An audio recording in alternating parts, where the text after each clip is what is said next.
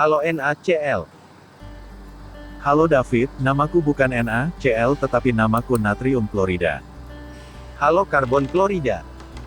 Halo David, namaku bukan karbon klorida, tetapi karbon tetraklorida. Mengapa penamaan kalian berbeda? Aku bingung. Iya David, karena keduanya senyawa yang berbeda. NaCl senyawa ion, sedangkan JCl4 senyawa kovalen. Agar kamu tidak bingung tentang cara memberi nama kami, simaklah video ini sampai selesai ya David. Tata nama senyawa anorganik. Untuk pemberian nama suatu senyawa anorganik, kita diberikan tata nama menurut aturan IUPAC. Nah, untuk senyawa ion dan senyawa kovalen, itu memiliki tata nama senyawa yang berbeda-beda. Untuk senyawa ion, tata nama senyawa ion itu dibedakan menjadi 3 tergantung dari jenis senyawa ionnya. Yang pertama adalah tata nama senyawa ion biner, tata nama senyawa ion dengan anion poliatom itu yang kedua. Yang terakhir adalah senyawa ion dengan kation yang memiliki bilangan oksidasi lebih dari 1 atau kation yang memiliki bilangan oksidasi bervariasi. Baiklah adik-adik, kita langsung ke bagian yang pertama yaitu tata nama senyawa ion. Tata nama senyawa ion biner. Apa itu senyawa ion biner? Senyawa ion biner itu adalah senyawa ion yang terdiri dari 2 jenis atom. Misalnya NaCl, Ki, dan CaCl2. Kalau kita lihat dari ketiga senyawa ini, semuanya tersusun atas 2 jenis atom ya adik-adik. Yang pertama misalnya NaCl tersusun atas ion Na dan ion klor, sedangkan Ki itu tersusun atas ion kalium dan iodin. CaCl2 tersusun atas ion kalsium dan ion klor. Bagaimana penamaan senyawa ion biner? Nah, struktur penamaannya adalah yang pertama yang kita tuliskan adalah nama kationnya, kemudian ditambahkan nama anion yang diisi akhiran ida pada nama anion tersebut. Nah, misalnya ada senyawa NaCl atau senyawa yang memiliki rumus kimia NaCl. Kita identifikasi NaCl ini tersusun atas kation natrium dan anion klor. Berarti penamaannya adalah kita tuliskan dulu nama kationnya, berarti natrium, kemudian anionnya adalah bersumber dari klor, jenisnya adalah klor, dan diisi akhiran ida. Jadi namanya adalah natrium klorida. Contoh yang kedua ada senyawa CaCl2.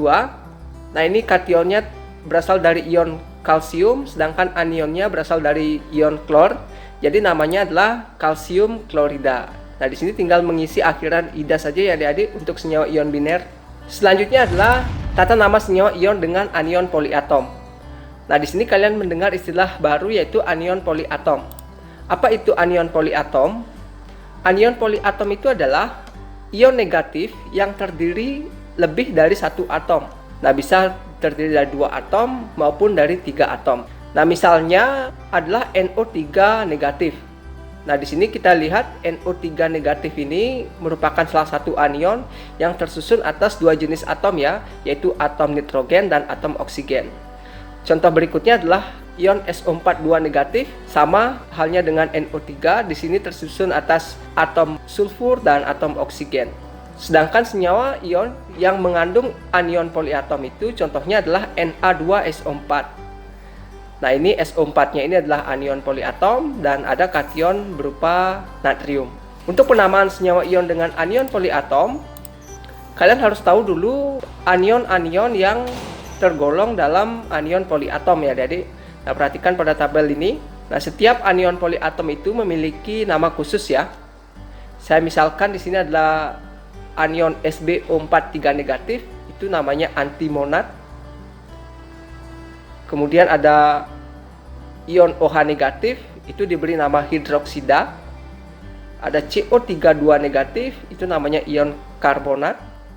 Dan seterusnya, kalian bisa lihat pada tabel ini sampai di ion oksalat ya adik-adik, C2O42 negatif.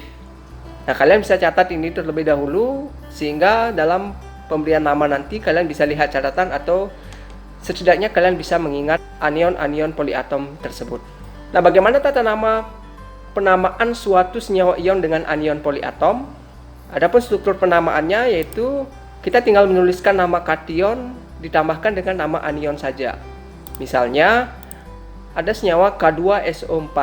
Nah, kita identifikasi terdiri dari kation dari atom kalium, anionnya yaitu SO4 2 negatif ya. SO4 2 negatif kalau kita lihat di tabel itu namanya adalah sulfat adik-adik. Nah, ini SO4 2 negatif namanya sulfat. Jadi kita tinggal menuliskan nama kation yaitu kalium ditambah dengan nama anionnya. Berarti nama senyawa ini adalah kalium sulfat. Contoh yang kedua, nama senyawa dengan rumus kimia KClO3. Kita identifikasi kationnya berasal dari atom kalium juga, sedangkan untuk anionnya ClO3 kalau kita lihat di tabel, ClO3 main itu namanya adalah klorat. Jadi nama senyawa ini adalah kalium klorat. Nah, itu saja untuk tata nama senyawa ion dengan anion poliatom. Kalian perlu catat di sini bahwa rumusnya adalah kation ditambah anion tanpa akhiran ida ya adik-adik. Kemudian yang ketiga adalah senyawa ion dengan kation yang memiliki bilangan oksidasi lebih dari 1 biloks atau biloksnya bervariasi.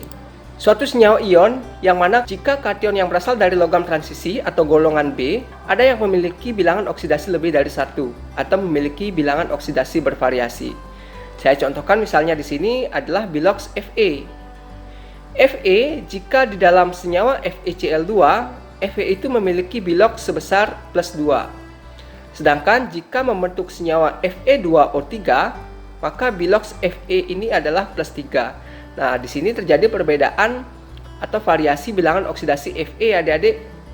Nah, itulah yang disebut dengan kation yang memiliki biloks lebih dari 1. Nah, bagaimana dengan struktur penamaan senyawa ini? Rumusnya itu adalah kation ditambahkan dengan nilai biloksnya. Nah, nilai biloksnya adalah jika 2, kita tulis 2 di sini. Nah, biasanya penulisan biloks ini digunakan adalah huruf Romawi adik-adik. Kita tulis dalam kurung, kemudian ditambah nama anion yang diakhiri dengan akhiran ida. Saya misalkan contohnya adalah FeCl2. Sesuai dengan biloks dari Fe, dalam senyawa FeCl2 itu memiliki biloks plus 2 ya adik-adik. Maka pemberian namanya adalah besi 2. Nah, ini menyatakan biloks dari Fe. Kemudian ditambahkan anionnya adalah klor, diisi akhiran ida. Jadi namanya adalah besi 2 klorida. Contoh yang berikutnya adalah FeCl3. Kalau kita lihat atau kita hitung berapa biloks Fe dalam senyawa FeCl3, maka kita memperoleh biloks dari Fe itu adalah plus 3. Jadi penamaannya tinggal mengubah atau menambahkan angka Romawi 3 di tengah-tengahnya, yaitu besi 3 klorida. Nah, ini untuk senyawa ion yang mana kationnya memiliki biloks lebih dari 1 adik-adik. Angka-angka ini menyatakan berapa biloks dari kation tersebut. Nah, ada sumber lain yang menyatakan atau memberikan nama lain ya adik-adik. Misalnya senyawa besi 2 klorida diberikan nama ferroklorida. Sedangkan besi 3 klorida itu diberikan nama ferriklorida. Ferro atau ferri ini menyatakan besi ya adik-adik, nama latin dari besi itu. Nah, di sini perbedaan antara besi 2 dengan besi 3 itu hanya berada pada akhiran saja. Jika akhirannya O, maka biloknya itu adalah yang lebih rendah, sedangkan jika akhirannya I, itu dimiliki oleh biloks besi atau biloks kation yang biloksnya lebih besar. Jadi akhiran O itu untuk biloks yang lebih kecil dan akhiran I itu untuk biloks yang lebih besar. Kita lanjutkan ke tata nama senyawa kovalen. Nah, untuk tata nama senyawa kovalen sedikit berbeda dengan senyawa ion. Karena apa? Senyawa kovalen itu tidak tersusun atas ion-ion ya adik-adik, tetapi tersusun atas atom-atom. Jadi penamaannya, struktur penamaannya itu adalah nama atom pertama, kemudian diikuti dengan nama atom kedua, dengan diisi akhiran ida. Nah, di sini ada catatannya yang membedakan antara senyawa kovalen dengan senyawa ion, bahwa jumlah atom dari masing-masing atom penyusun senyawa kovalen itu disebutkan ya adik-adik. Misalnya jumlah atomnya ada 2, maka di dalam penamaannya diisi atau disebutkan jumlah atom tersebut. Tetapi penamaannya bukan menggunakan nama biasa ya adik-adik. Jumlah atom tersebut menggunakan bahasa Latin. Nah, di sini saya tampilkan sebutan-sebutan untuk jumlah atom dalam bahasa Latin. Jika jumlah atomnya 1, maka sebutannya itu adalah mono. Jika jumlah atomnya 2, maka sebutannya adalah di. Jika jumlah atomnya 3, maka sebutannya adalah tri atau nama latinnya tri. Kemudian jika jumlah atomnya 4, tetra. 5 penta, 6 heksa, 7 hepta, 8 okta, 9 nona, dan jika jumlah atomnya 10, maka namanya adalah deka. Nah, ini sebutan nama Latin ini dituliskan di awal dari masing-masing atom ya, Adik. Dituliskan di awal dari atom-atom tersebut.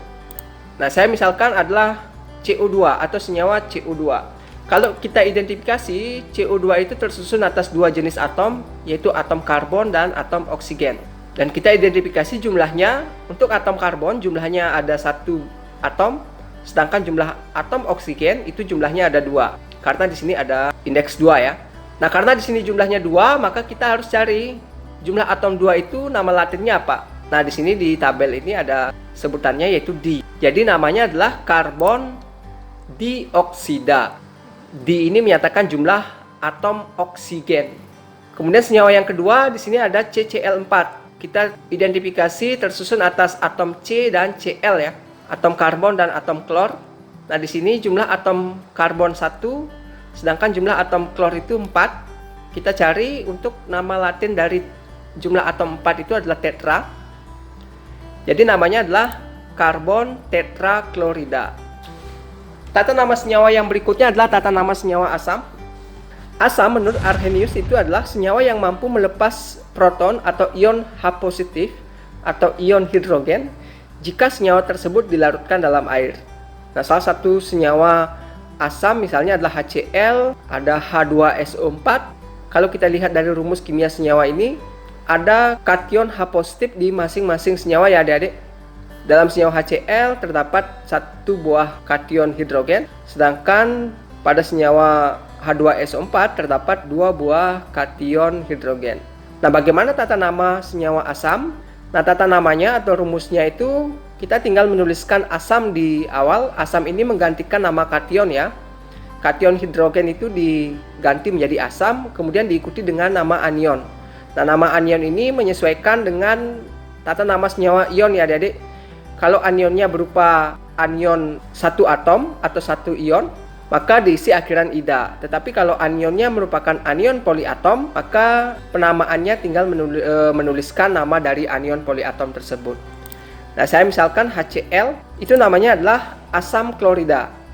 Kation hidrogen diganti menjadi asam, kemudian anionnya berasal dari ion klor, maka penamaannya menjadi klorida, diisi akhiran ida. Karena Cl ini adalah anion 1 atom ya. Kemudian H2SO4. Nah, kita identifikasi SO4 ini adalah anion poliatom yang mana namanya adalah ion sulfat. Jadi namanya tinggal menuliskan asam sulfat. Nah, itu saja untuk tata nama senyawa asam. Selanjutnya tata nama senyawa basa. Menurut Arrhenius, basa itu adalah senyawa yang mampu melepaskan ion OH negatif atau ion hidroksida jika dilarutkan dalam air. Nah, contoh dari senyawa basa itu misalnya adalah NaOH, CaOH 2 kali.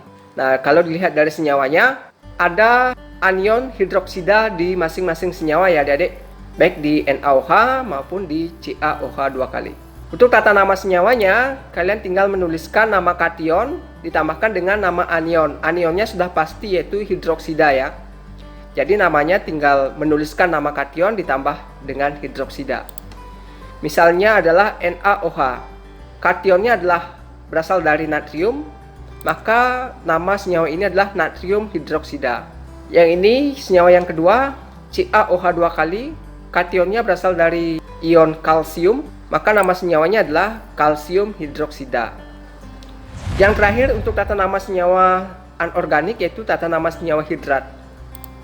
Senyawa hidrat itu sendiri adalah senyawa kristal padat yang mengandung air kristal atau molekul H2O. Nah, contoh senyawa hidrat itu misalnya CaSO4.2H2O. Nah, yang menyatakan itu senyawa hidrat itu karena adanya molekul H2O yang terikat pada senyawa yang ada di depannya adik-adik. Nah, misalnya di sini CaSO4.2H2O itu artinya satu molekul CaSO4 itu mengikat 2 molekul H2O. Contoh lainnya adalah MgSO4.7H2O. Nah, di sini setiap satu molekul MgSO4 itu mengikat 7 molekul H2O. Nah, bagaimana penamaan senyawa hidrat ini? strukturnya ya sama adik-adik, tinggal menuliskan nama kation, kemudian ditambahkan dengan nama anion. Nama anion ini, jika nama anion berasal dari satu atom, maka diisi akhiran ida. Tetapi kalau anion poliatom, tinggal menuliskan nama anion tersebut. Nah, tambahannya di sini ada kata hidratnya ya adik-adik. Kata hidrat yang diawali dengan jumlah molekul air yang terikat tersebut. Misalnya 2, kita isi awalan dengan menggunakan bahasa Latin ya, yang menyatakan jumlah molekul H2O yang diikat tersebut. Kita langsung ke contoh untuk lebih memahami, misalnya CaSO4 2H2O. Nah, di sini setiap satu molekul CaSO4 mengikat 2 molekul H2O. Jadi penamaannya adalah kalsium sulfat. Nah, ini penamaan senyawa ion biasa. Kemudian karena mengikat 2 molekul H2O, 2 itu bahasa Latinnya adalah di, maka namanya adalah kalsium sulfat dihidrat. Contoh yang kedua, MgSO4 7H2O. Kita lihat molekul H2O yang diikat adalah 7. Kalau kita lihat kembali dalam tabel, bahasa Latin dari 7 itu adalah hepta, jadi namanya adalah magnesium sulfat. Nah, ini tata nama senyawa ion biasa, magnesium sulfat heptahidrat. Nah, hepta ini menyatakan jumlah dari molekul H2O yang diikat pada senyawa hidrat tersebut. Dan demikianlah untuk tata nama senyawa, baik itu senyawa kovalen, senyawa ion, senyawa asam, senyawa basa, dan terakhir kita sudah bahas senyawa hidrat adik-adik. Jika ada yang perlu ditanyakan, silahkan tuliskan pada kolom komentar ya. Terima kasih sudah menonton dan sampai jumpa pada video selanjutnya.